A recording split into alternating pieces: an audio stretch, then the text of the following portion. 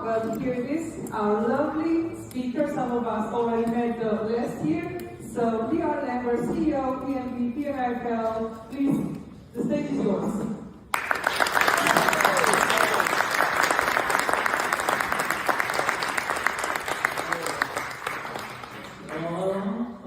Can you hear me? Yeah. If you can't hear me, raise your hand. Always good to see what the crowd's made of. All right, let me say a couple things before I get started, because I don't want you to hold any of this against me. But I've done, since I got my artificial leg, I've done about 8 presentations. Now, I missed Atlanta Global because of this, and I heard that's where PMI officially endorsed AI. The Global Summit became the Global AI event. I got phone calls, what's going on? Have we changed PMI to AI? I said, no. So I questioned a few people. They said, no, of course not. Just because every speech was about AI, every presentation was about AI. But no, it's just one of those tools. Yeah. Well, I've been using the tool, the Chat GPT. I love that presentation. So I asked Chat GPT yesterday, I said, how many AI presentations will I hear before my brain explodes? And it's either this presentation or the next one in Denver, so good luck. Good luck. No, I have an admission to make. I made it to one person in the room already. Well, it's about adaptability. One of the things PM people have to hear, adaptable. You don't have to kind of go with the punches. Well, weird thing is that I brought the wrong slides. Now, I've only done probably 300 or 400 of these, and the slides I brought were really nice. They really had nothing to do with this program. So I told the person I talked with, I'm going to test my adaptability, so I'm going to use the slides I brought, which are the wrong slides, and see if I can still communicate something worth of value, okay? And I don't want to get into that whole value discussion. That drives me crazy too. So let's talk about this in a way that I think we can use it. For one thing, I'm not against AI. People thought that initially, because I'm kind of like an old guy in the club, that I want to stay with the old tradition. No, I'm not against AI. In fact, what got me excited about it was the word artificial. That to me, I mean, I kind of looked at myself and I thought, wait, I can make some sense out of this. Because about 10 years ago, I was in a car accident and had my shoulder replaced. Then last October, I had my leg cut off. And before I came here, I had cataract surgery. And I just put my hearing aid in a few minutes ago. I am artificial. I am artificial. So you got to fall in line with it, you know? So I believe in it, but I believe in it in a little different way.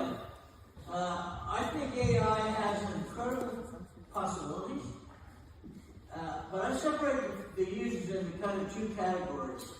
And most of the people that present on it talk about it in my first category, which I don't care to spend much time on. But there's innovators, people that use AI from an innovation standpoint. How can I create new, exciting things? Lots of PhDs, you know, expect PhD as a project manager, that's an oxymoron. There's no such thing. So most PhDs love AI. And I was doing a consulting job with Rush Hospitals in Chicago. And this concept of AI came up, and I started asking a few questions about it. And they said, well, do you want to test it? So what do you test it? I said, we've got a setup downstairs where you can actually conduct brain surgery with artificial intelligence. I said, well, hell yeah, I'm in for that. I'll go down and try that. So I spent about 2 hours. I was overwhelmed. But I do now have an honorary brain surgeon certificate. So if any of you have headaches or anything, I can take care of it. So I want to put that aside, because I was in Rochester, New York last week. They had an incredible guy present on but it was all stuff that I would never use probably in my lifetime.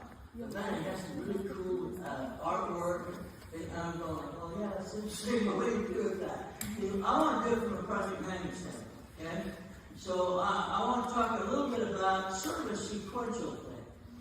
I still think that AI can participate in the definition of scope, and the definition of what the project looks like. Put aside all miracles, talk about what you need, what you want, all that. Just think about it from the standpoint. Most of you, when you get a project, somebody's already done what you can do with AI to prepare to validate that project needs to be done. There's going to add value to the organization, okay? So I think that there's a use for that, but it's not one that now I've only been in this business 55 years, so it may still happen. I'm going 48 years with PMI, I'm going 22 more years for my 70-year PMI. So if you get in America, I said 25 years, get real, that's nothing. Do it for 48 years and see if you can still stand up, which I can. And so let me give you some insight into how I discovered the fact that AI is not new.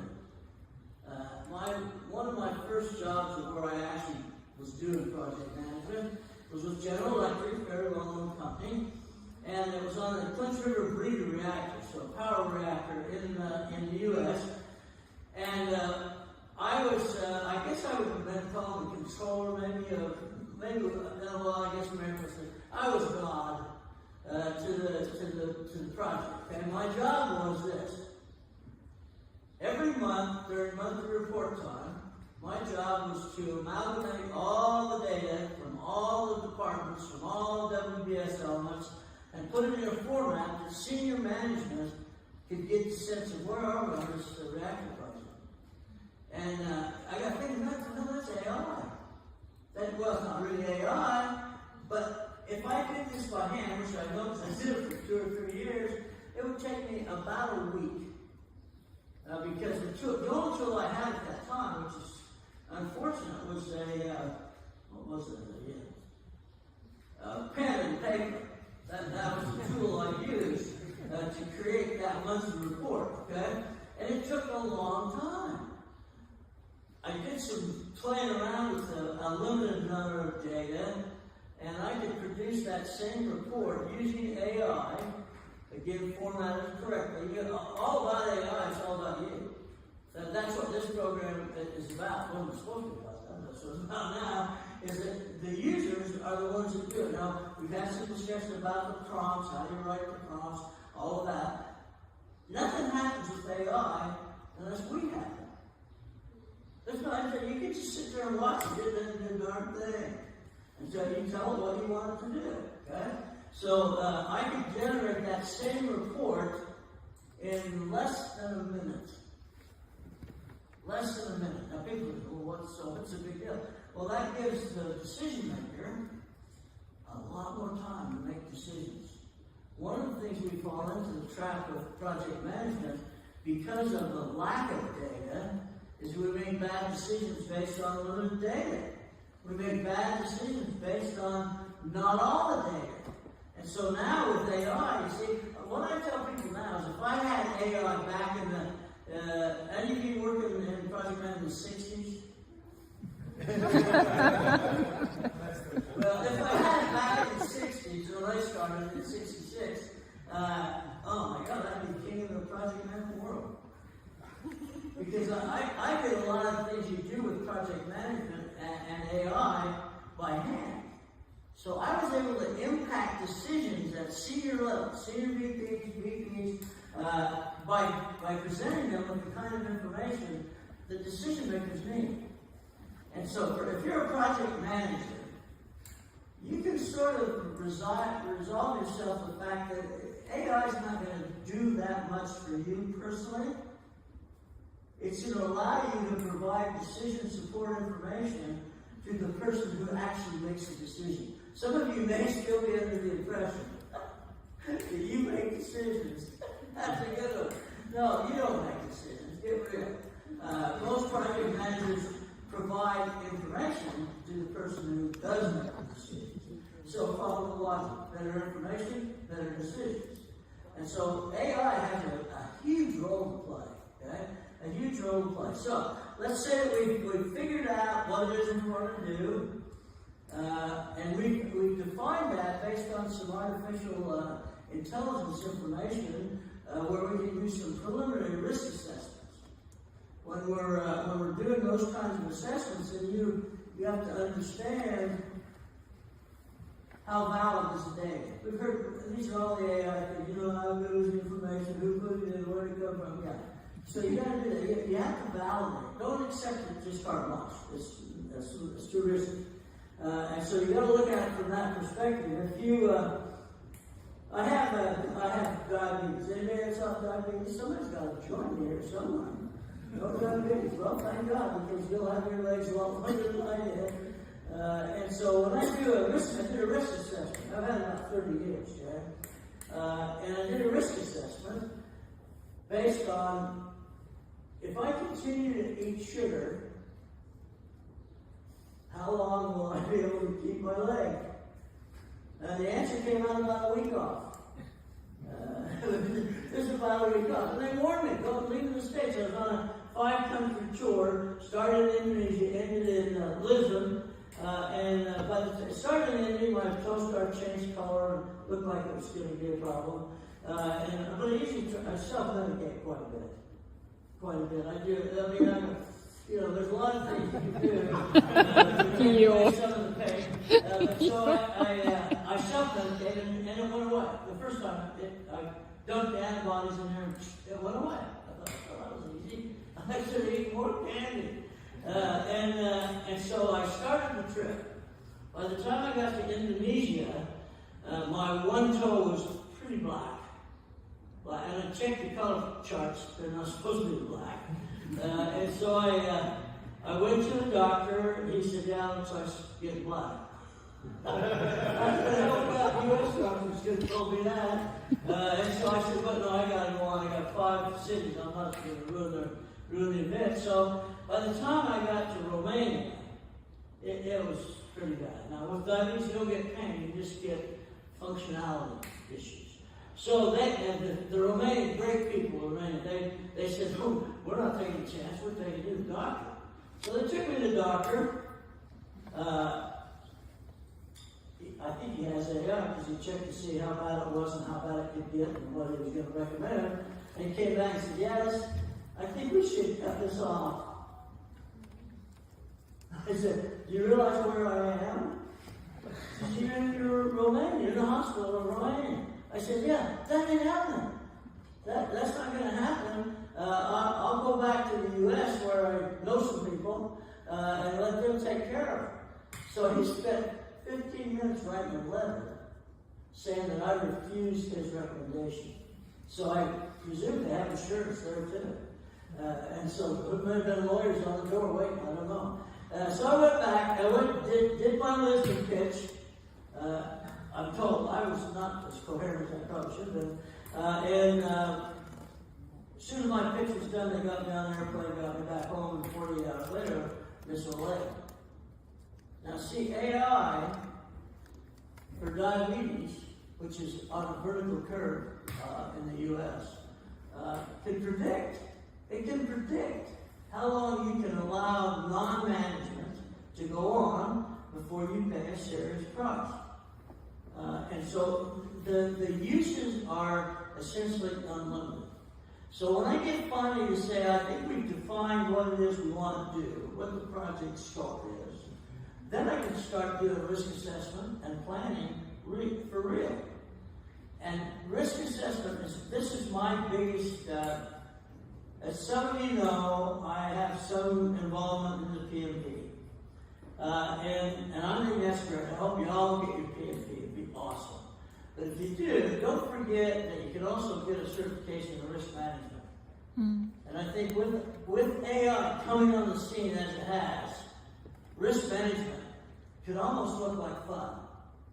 Because you can start to use a lot of scenarios and provide that kind of information to the senior decision maker. You see, when the senior guys now go do it, they're doing it on opinions, on personal agendas.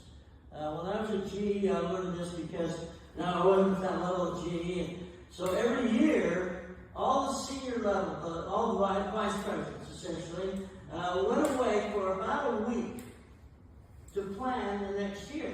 Okay? They were planning things. Well, all organizations have them because some books they issue them.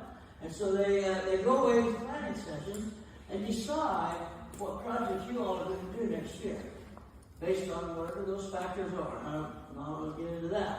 So, but we did some analysis, and I kind of helped them do it to determine how they make that decision.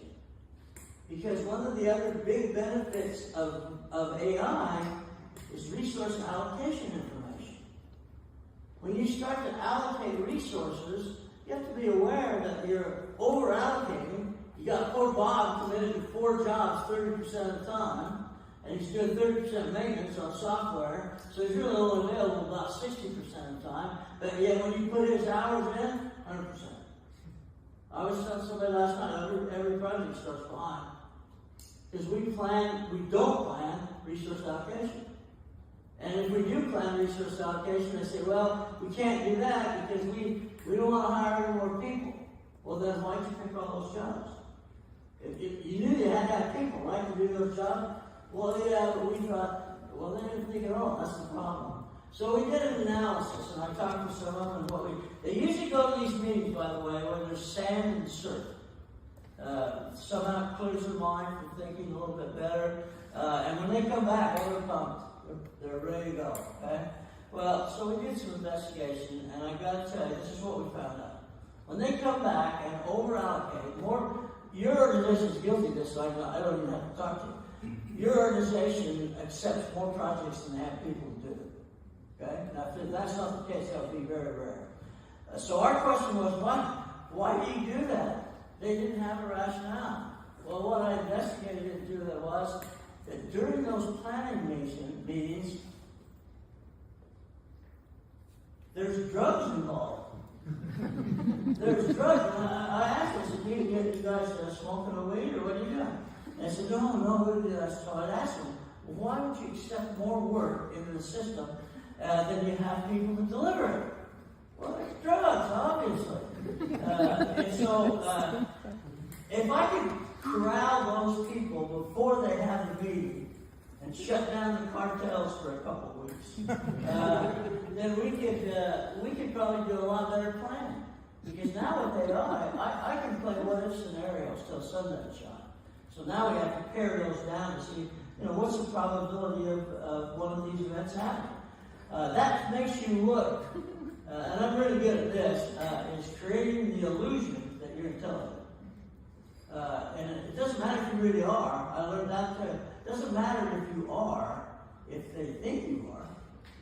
And you can do that with AI. You can use AI to make them think you're smart.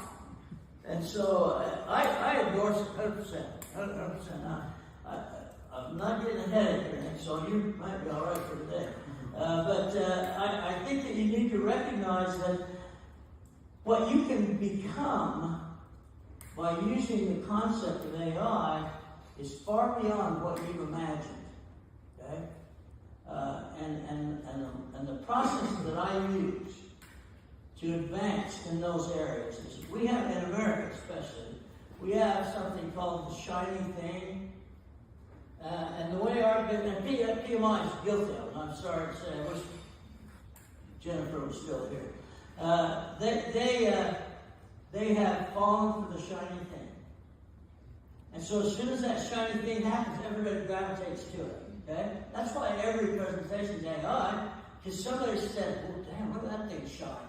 We better get involved in that quick. Well, what happens is that dies down.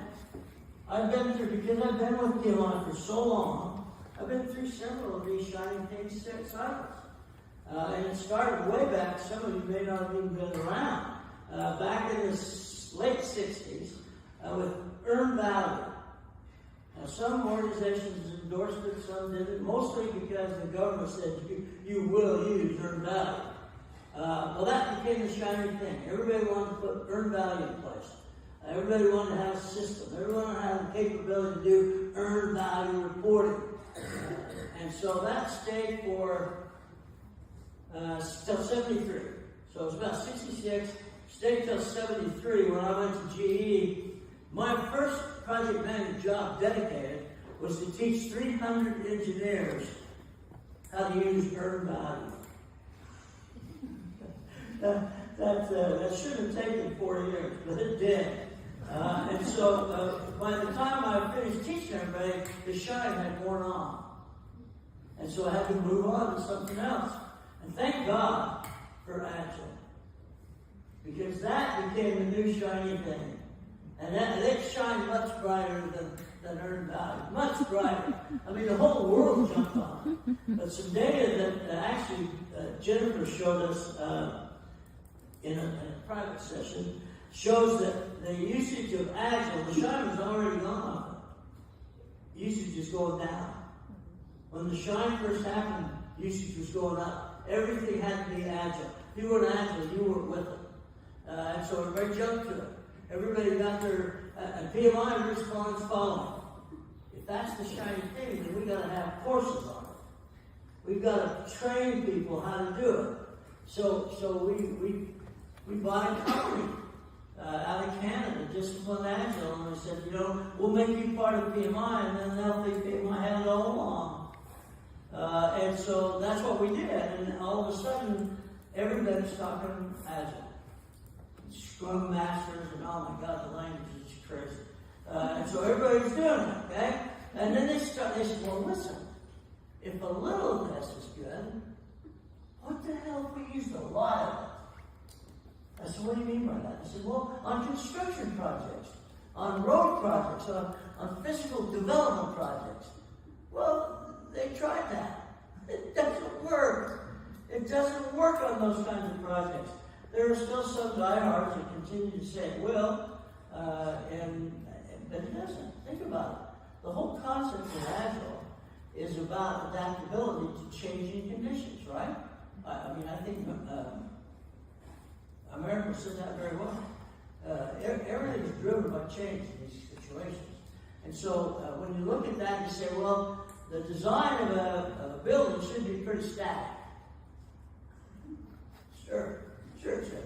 Yeah, it definitely should be static, but it isn't.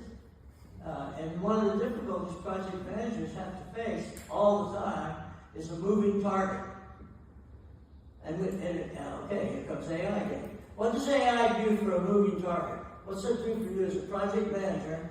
Okay, you two guys, I've been watching your face. You act like you know a lot, so let's talk about it. So what would AI do for you in a rapid change environment? It would do nothing. Okay, I misread you. So, it doesn't literally do anything, but what it gives you is the ability to do impact analysis. You say, if Bob, the senior guy who doesn't know Jack from Jack, decides he wants this, then you have to make them think it's their idea. Okay? So you use AI to create data that says, are you nuts? But says it in a very nice way. and you don't fall under any suspicion because I'm just using AI. I'm just telling you what the data says. And so you come clean. So I see the way that we can handle change. And by the way, change is the next big thing. It's starting to find its way already. Change management courses, change management books. Everybody knows in projects, there's no such thing as a static project. It just never happened. I must have managed at least a couple, and I can't ever remember one looking the same as when it finished as it did when it started. And so you have to have data. Now what you can do with AI is you can start to build up a record. We used to call them back in the old days when there wasn't AI, we called them as-builts. So you got a drawing that says this is what it looks like, and then when you're all done, you find out what it really looks like, and you record that. So the next person that comes with that kind of project can benefit from it. We've talked about that all day long. Can benefit from that. So again, I have real life examples. I moved from California to the state of Washington, Richland, Washington. It's in the southeast corner. Been to Washington, Washington? Don't bother. It is the armpit of America, okay? It's just like Vegas without the casinos. So we wanted to move there, and my wife, we had just purchased a home in California where it was way overpriced. And at the pool, I mean, this was our retirement home. I think I was 30 years old at the time. So our retirement home, and she loved it, and my kids loved it. And so after we'd been in that house 6 weeks, I suggested we might want to move. She said, you might want to move. I'm not moving anywhere. This is where I want to be. And I said, well, listen, it's an opportunity to start up a whole new division. I said, you really, this is an opportunity you can't pass up. You can't pass up. She said, well, you're passing it up. I said, no, come on. At least why don't you go with me? Check it out. Maybe that's nice enough. You'll agree to live there. Okay. Now we'd been married 7 or 8 years by then. We ended up at 55 years. She passed away 3 years ago, so I still celebrate. We're 58 years married. Talk about a ball of shame, people. And so I said, well, at least come up with this, take a look. So she said, all right. I said, I'm not moving. Okay, so we get it as it used to be called Hughes Air West, the big banana, big yellow plane. And it rode up to Pasco, Washington. And this was in July. Now, as I said, it's hot, it's desert. So they didn't have jetways back in those days. And so we're getting out of the plane, walking down the stairs. I'm walking down, she's walking down behind me. And I get to the bottom, turn around and look, and she's going back up. I said, what are you doing?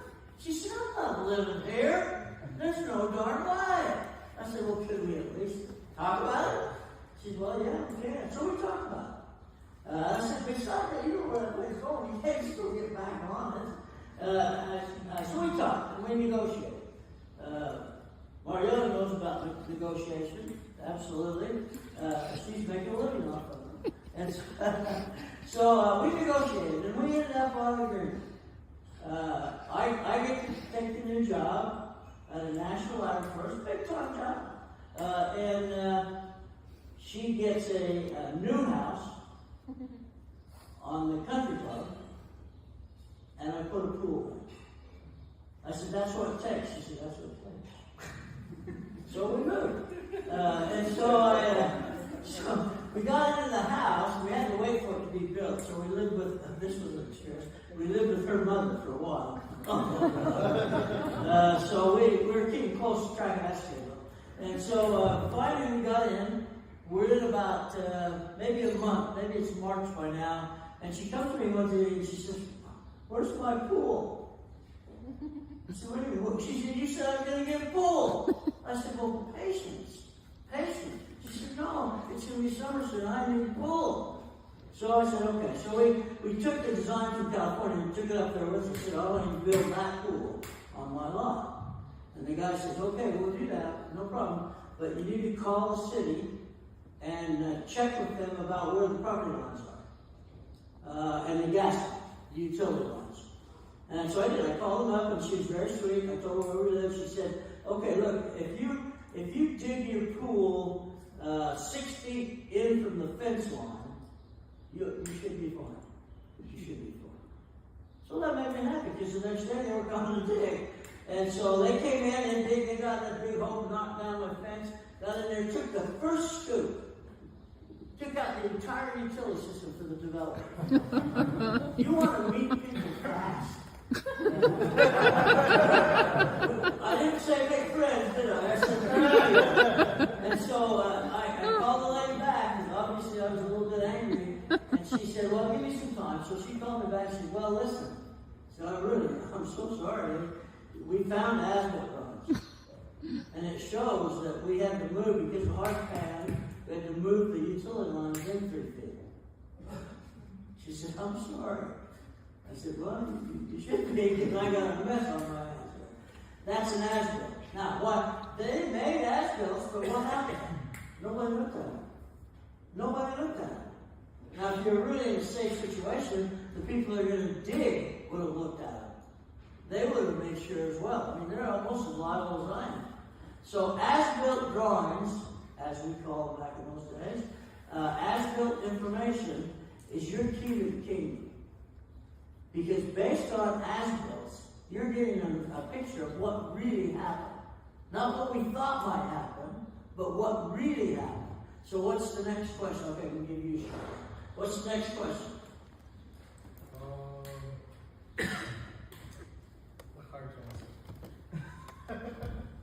The next question is, what's the likelihood of that happening again? That's the issue. Having the as-built information is wonderful. That's great. But what's the probability of that occurring again? And if it's, I used to work with senior level people, insurance companies, and they brought me in to do some risk stuff, and I did it for them. They said, we've had 7 of 9 projects go south in the last year. I want to know, and they seem to have some commonality to it. I want to get an idea of what's causing this. So I did a study, made a lot of money, and came back to him, and I said, well, listen, we found out what it was. On about 8 of the 10 that you referred me to, the same thing happened that caused it to fail. And this guy goes, he's happy. He gets a big smile on his face. I said, what? Did you hear what I said? The same thing's happening every time. He said, I know, but this is good news. I said, why is it good news? Because if it's happened 9 out of 10 times, it won't happen again. That guy's making big money. Now, if I can go to that guy and show him data, data's the magic word. If you got data, you got information, it ain't worth jack unless you got data. And so with AI, you got more data than you can ever use. And so I look at my slide, by the way. That was for another show. I'll tell you that later. But I do want to leave that slide up because I want to point out to you, and I think America said it well, we're all stakeholders. We're all stakeholders. The customers are stakeholders. The people that work for you and with you are stakeholders. And we have to be able to communicate with them in a way that they understand what they're being asked to do and why they're being asked to do it. And if you don't do that, you're not going to get what we call buy-in. Now, in the sports world, that's a big issue, as it should be in project management. In the sports world, the big coaches, the ones that are really successful, when they do their post-game interviews, one of the things always that they say is that, well, our guys have bought into what we're selling. In other words, they're supporting the process. These football players that go and get beat up every day, day in and day out, end up in the hospital, and they ask them, I said, no, we buy in. That's what we know we need to do. That's what I want my team to look like. I want my team, at least half of them should be in the hospital every week. You got to do what you got to do, you see. And if my objective as a project manager is to finish the project on time within budget, and oh yes, have a happy customer, then I've got to do what I've got to do.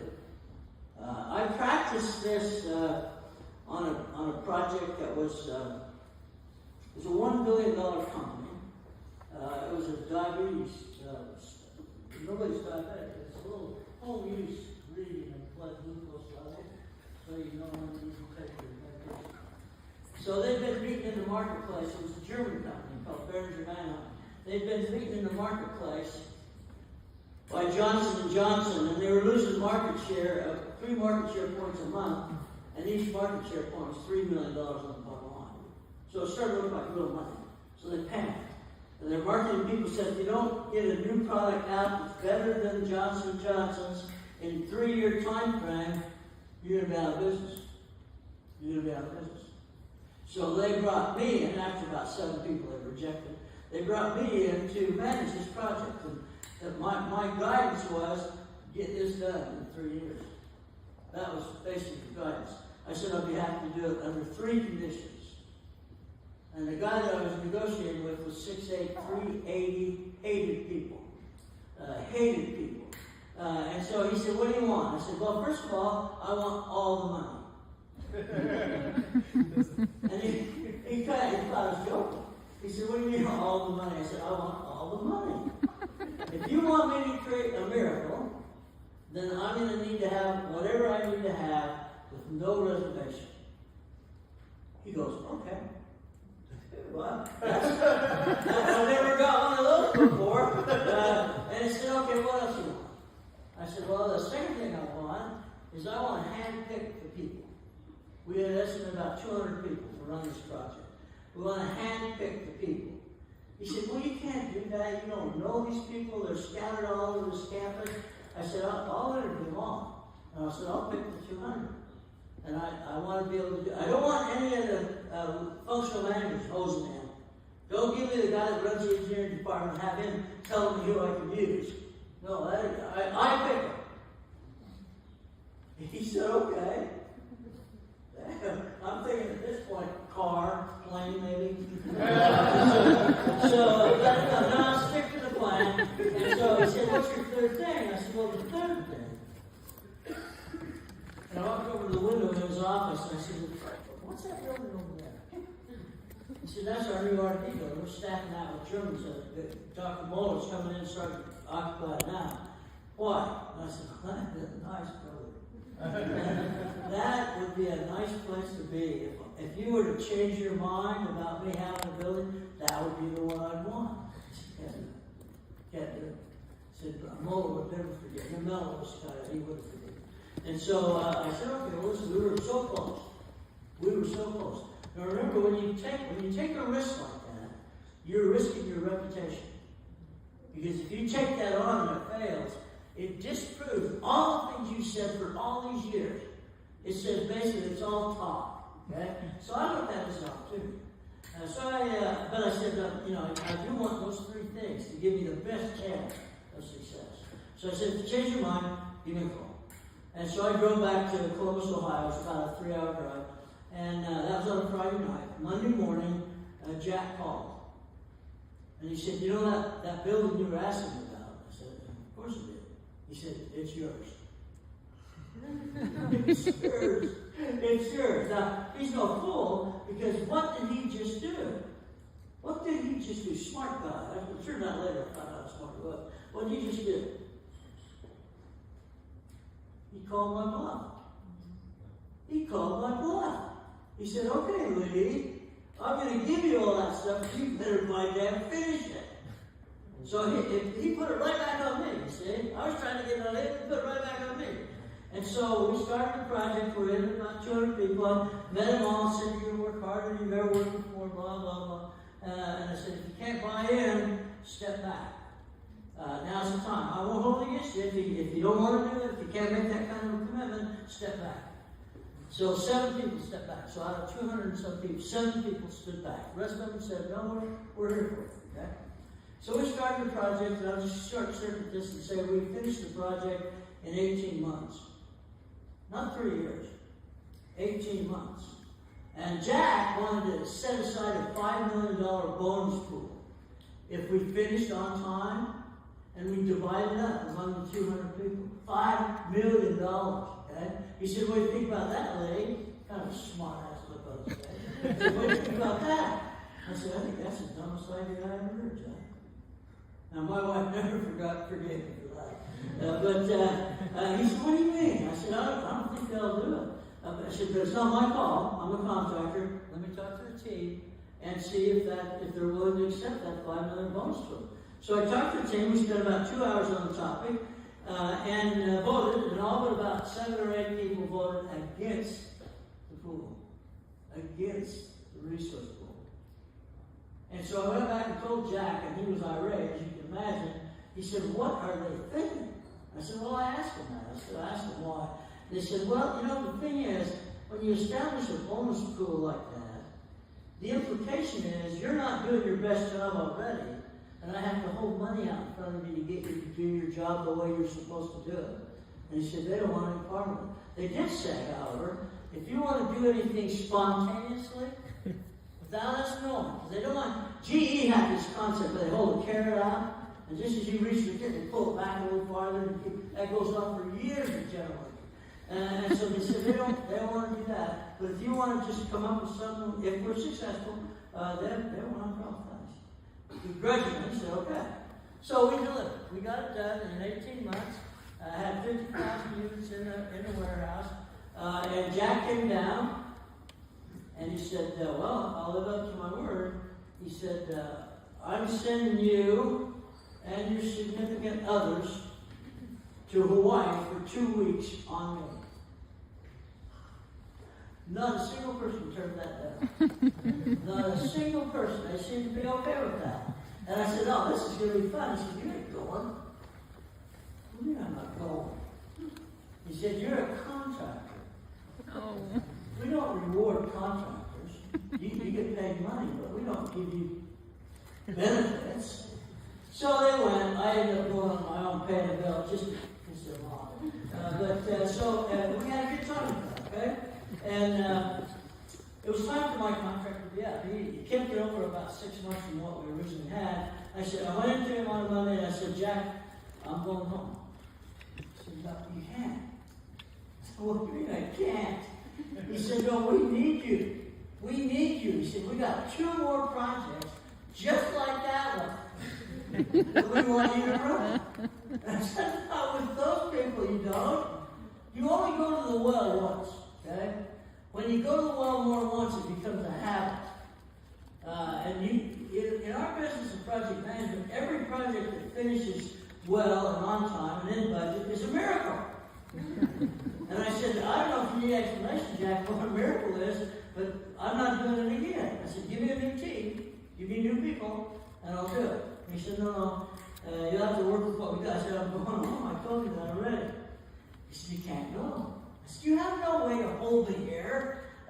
Here's my contract. It's expired already, so I'm leaving. He said, okay, listen, we really need you, but I'll tell you what Lee said. If I were to give you a check for $30,000, would you agree to come back if we needed you? Would you agree to drop what you're doing and come back if we needed you? How long do you think I thought about that? Yeah, maybe 10 seconds. I said, yeah, that sounds like a deal, Jack. I'll go for it. So on Friday, when I'm getting ready to go by, hands me a check for $30,000. $30,000, that's a lot of money, okay? $30,000. So I drove back feeling pretty good about the day's work. Well, the interesting part of that story is that he never called. Now, somebody that knows how to use AI can translate that into a per hour rate. 30,000 times 0 is 30,000 in the bank. Never called. Never called. So you start to look at that and you realize we created a PMI actually wrote it up. It's a miracle project in a magazine. It was unheard. And it wasn't for me because people bought in. Here's our average work day. So this will get you fired up. Our average work day is 14 hours a day, 7 days a week for 18 months. Nobody bitched about it. Never had to put pressure on anybody to do it. Many people spend more than 14 hours. In fact, I used to get calls from spouses. Good. Is there any chance my husband or wife coming home soon? So, and so they didn't know. So we used to have events where we bring the family in so they understood what mom or dad were doing. During that program, we had 9 babies born. Nine babies in 18 months. That's pretty good. That's a high productivity rate. And so as soon as I heard about the 9th baby, I called that guy up and I said, what the hell are you guys doing at night? I said, if you're not working, what are you doing? And so we I'll never get that, I'll never replicate that, I'll never have an opportunity to. But project management is more than a job. It's really an opportunity. It's what you make of it. If you just go to work every day and say, I'm going to do my job, it's not enough. Personally, you don't get much satisfaction in that. How'd your day go, honey? Another day at the office. I wish I could get out of that job so I could go over there where Bob is. He sucks over there too, but I'll give it a shot there. And so you start to look, the grass is always greener on the other side of the street. So what I always did was try to make the most of where I was. Everybody didn't like me, everybody didn't like what I said, but if you can back it with facts, now if it's just your opinion, that's a little different. But with AI, you see, this puts me in a position, I can manipulate things honestly by taking advantage of the AI concept. I think we need to do that, okay? So here's what I'll suggest you do. How many minutes do I have left? 5. Look, see, that was an arbitrary decision. You see that? I don't need much, I need. So here's my career path, and now based on AI, it's stronger. When you take your first job, most of you are not first job people, but you might, some of you might be. You take your first job, the reason you take that job is money. Money. Very rarely does someone turn down the first offer because there isn't enough money. Your dad forced you to have any money. And so you take the job because you need it. Baby needs shoes, Mercedes payments, mortgages. You got all these things. You say, well, why don't you just quit, Leo? Because I'd be bankrupt if I quit. And so the first job, in that period of time, is when you're making your mark. That's where you're learning what it takes to be effective. You don't know that going in. These people, that's why I'm a little bit concerned with PMP, 3 years of experience. I don't know. I mean, I set a standard, so I can't complain. But it seems like maybe more experience would be better. Because what we want to do is validate that PMP says something about you that's valid. Not that you pass the test. That's easy. That's the easy part. So the first 7 years or so is learning your trade. And also, not only learning your trade, learning if that's what you want your trade to be. I started as an engineer. I'm an engineer trained. I got out as fast as I could. That sucked. I mean, the first thing they did is start asking me to work.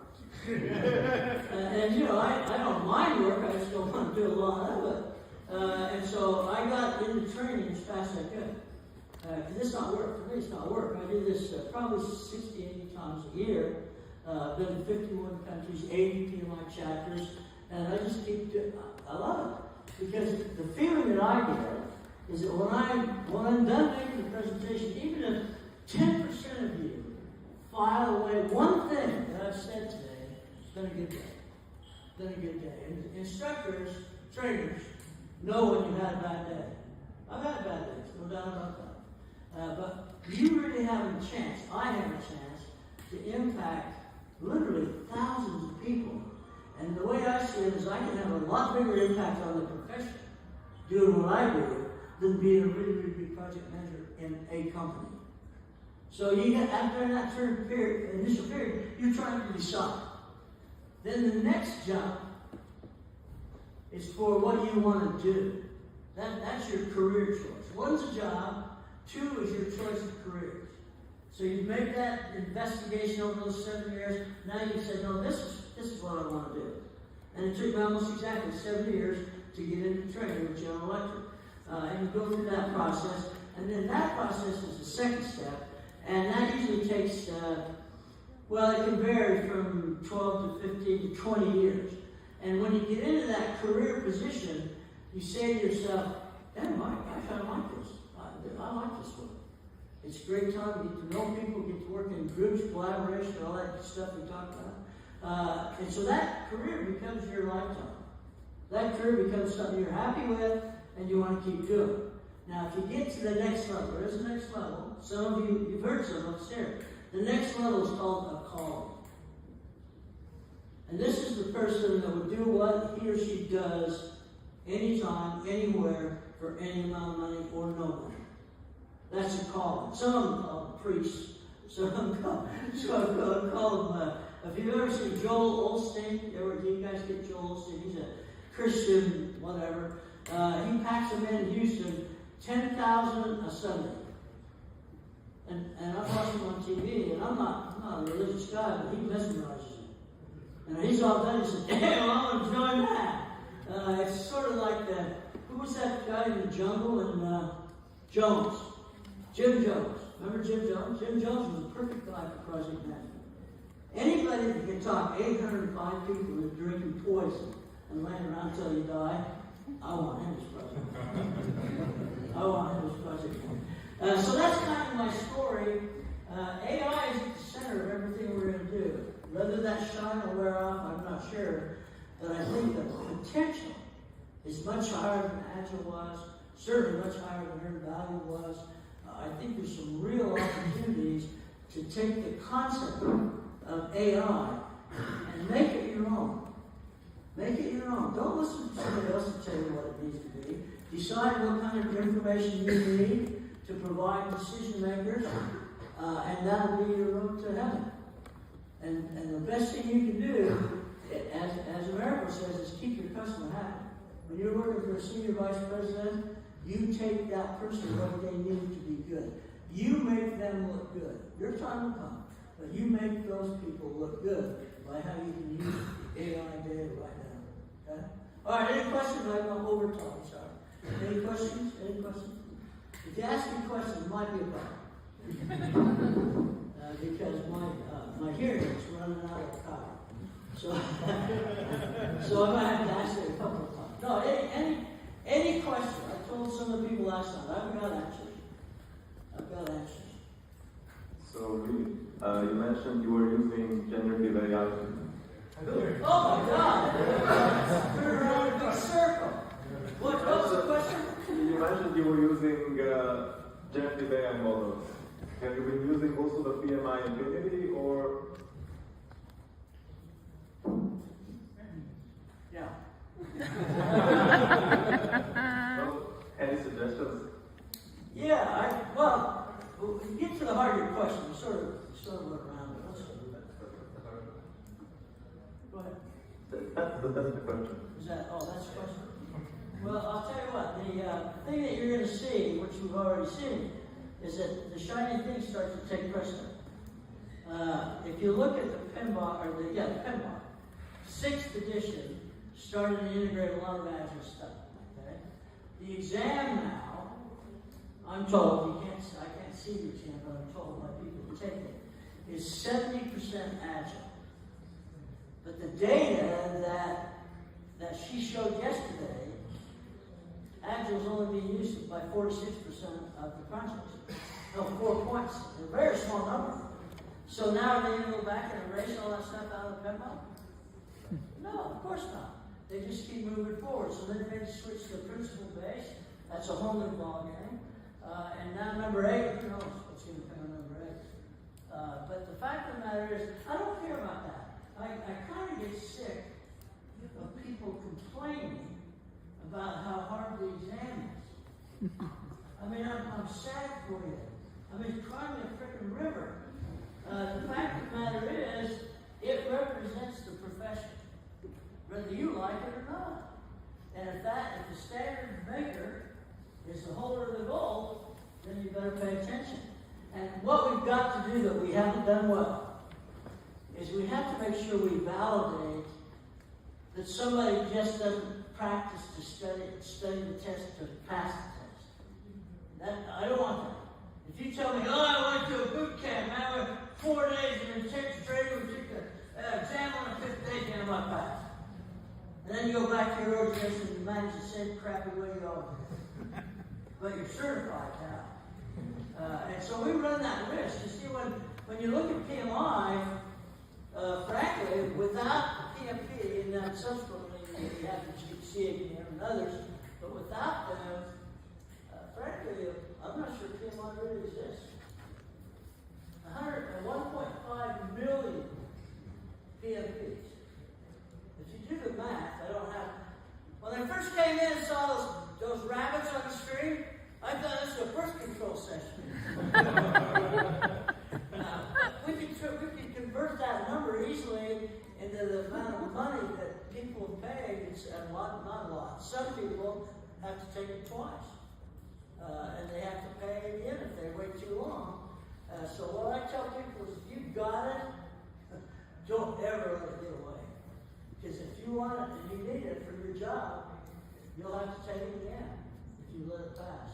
So I watch my LinkedIn pretty closely. I'm 100,000 people on LinkedIn. I watch it closely, And when they say they renewed their PMP, I immediately congratulate them on that. It's just something you don't want to let lapse. It's not worth it. Okay, that's all I want to say. That's more than I want to say. But I'll take any other questions, valid questions. I like that. Thank you very much, Lee, and you